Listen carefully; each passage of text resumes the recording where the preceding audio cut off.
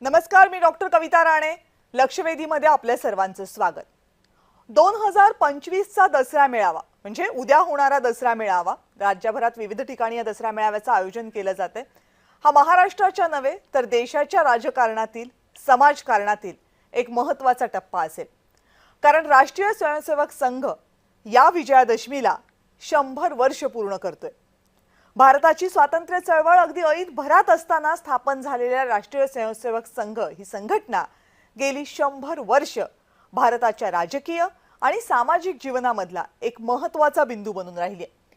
गेल्या 100 वर्षात संघानं अनेक चढउतार बघितले, संघावर अनेक आरोप झाले, पण संघाचा आकार, पसारा वाढतच राहिला.